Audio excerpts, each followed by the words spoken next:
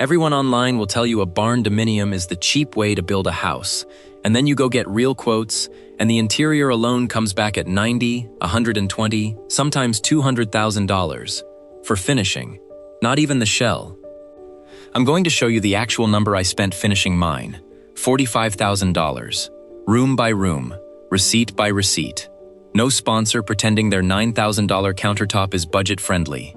No fake, I saved 80% clickbait.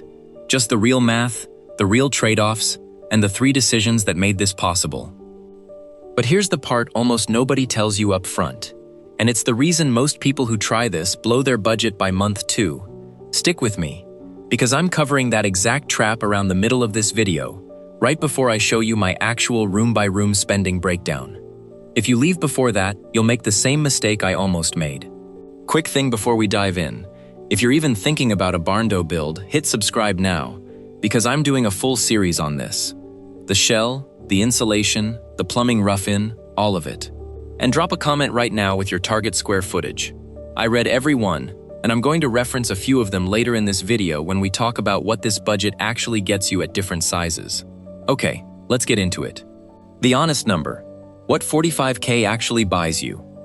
Whiteboard or on-screen graphic with cost per square foot ranges. Let's kill the myth right away, because I'd rather lose a few viewers now than have you show up to your build furious at me in the comments. As of 2026, national data on Barndominium interior finish out puts the cost somewhere between $25 and $45 per square foot for a builder-grade finish, and it climbs past $100 per square foot if you're going custom. Think stone counters, high-end cabinetry, spray foam everywhere. A fully finished Barndo, shell and interior combined, averages somewhere around $65 to $160 per square foot nationally, with plenty of builds landing higher depending on your market. So here's the math nobody does out loud. At even the low end of builder-grade finish pricing, $45,000 covers roughly 1,000 to 1,800 square feet of interior finish out. If you are doing a serious amount of the labor yourself, sourcing smart, and not trying to finish a 5-bedroom showpiece. That's the real ceiling. If you've got a 3,000 square foot shell and you're expecting granite, custom tile, and a designer kitchen for 45 grand, that's not this video, and honestly, that's not reality anywhere in the country right now. But if you've got a smaller footprint, realistic expectations, and you're willing to swing a hammer yourself, $45,000 is genuinely doable. I did it. Let me show you how. Small pattern interrupt. Direct to camera. And by the way, if your shell isn't even up yet, comment shell below and I'll pin a reply with the video where I break down shell costs, because that number is completely separate from what we're covering today. The 3 decisions that made this budget possible. Before I show you a single receipt, you need to understand the framework, because the framework is 80% of why this worked. Decision 1. I finished in phases, not all at once. Most people treat move-in ready as a single finish line. I treated it as 3 finish lines. Phase 1 was livable, insulation, 1 bathroom, a functional kitchen, flooring in the main living areas. Phase 2, 6 months later, was the guest bedroom and a 2nd bathroom. Phase 3, another 8 months after that, was trim work and the stuff that's purely aesthetic. Spreading the spend over 18 months meant I wasn't financing the whole thing at once, and it meant I could hunt for deals instead of paying retail because I was in a hurry. Decision 2. I did the labor that doesn't require a license, and I paid professionals for the labor that does. This is the single biggest lever in this whole video, so listen closely. Drywall hanging, painting, flooring installation, trim carpentry, cabinet assembly. I did all of that myself. Electrical rough-in, gas lines, and anything touching my HVAC system. I paid licensed professionals, every time, no exceptions. Not because I'm scared of tools. Because a botched DIY electrical job doesn't just cost you money to fix, it can cost you your insurance coverage, your home's resale value, or in the worst case, it can burn the place down. We'll talk more about where that line is in a minute. Decision 3. I treated spray foam insulation as non-negotiable and cut budget everywhere else instead. Metal buildings are notorious for condensation problems if they're not properly insulated. Moisture gets trapped between the metal skin and your interior finishes, and you end up with mold inside your walls that you can't see until it's a five-figure problem. Spray foam typically runs $15,000 to $30,000 for a mid-size Barndo, and I know that sounds insane against a $45,000 total budget. So let me show you exactly how the math worked, because it involves some choices you may not expect. The retention payoff, my actual room-by-room budget breakdown. Okay, this is the part I promised you at the top. Here's every dollar, broken down by category, for my 1,100 square foot finished interior. Insulation, $9,800.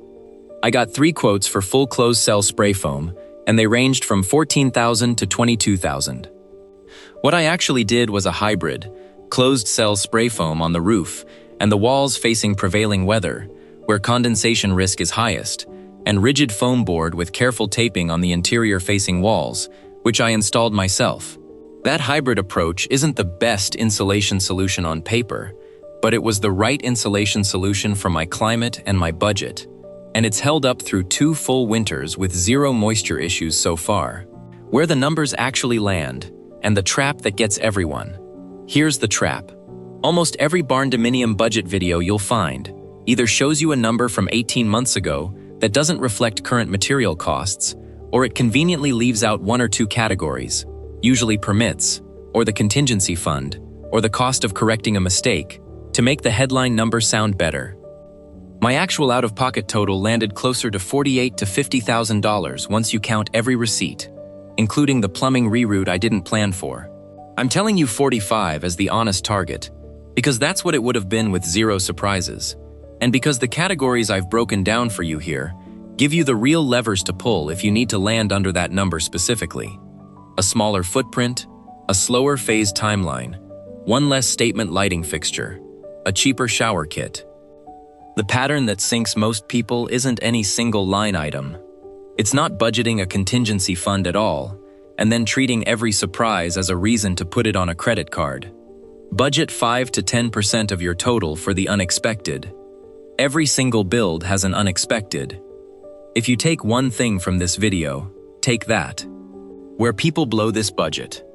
Let's go fast through the 5 mistakes that turn a $45,000 budget into an $80,000 one, because I watched other builders make every single one of these. Mistake 1. Skimping on insulation to save money up front. This is the single most expensive mistake in Barndo construction. Full stop. Moisture damage inside a metal-skinned wall cavity is one of the hardest and most expensive problems to fix after the fact, because you often can't see it until the damage is done. Mistake 2.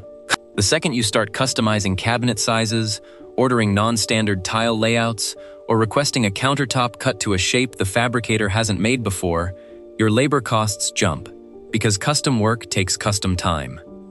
Mistake 3. Not getting multiple quotes on licensed trades.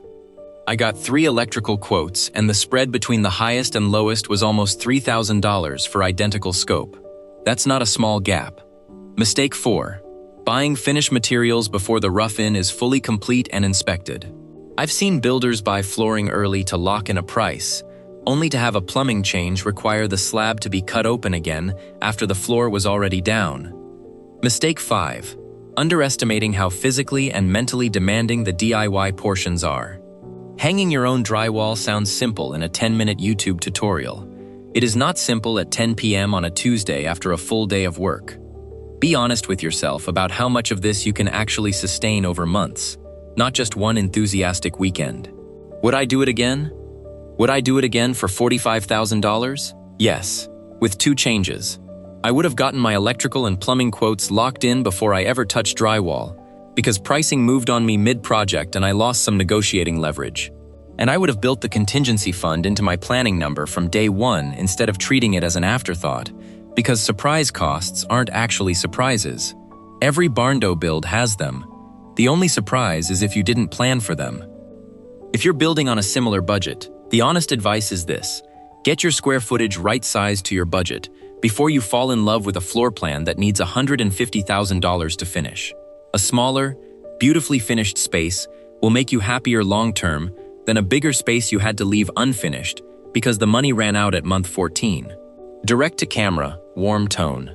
So that's the real $45,000 Barndominium interior. Not the Instagram version, the actual receipts version. If this helped you plan your own build, subscribe, because next week I'm breaking down the exact spray foam insulation decision in full detail, the quotes I got, the hybrid method I used, and whether I'd recommend it for your climate. And I want to know, based on everything I just showed you, what's your realistic number going to be for your square footage? Drop it in the comments. I read every single one, and I'll be pulling questions from this comment section for next week's video. Thanks for watching all the way through. See you in the next one.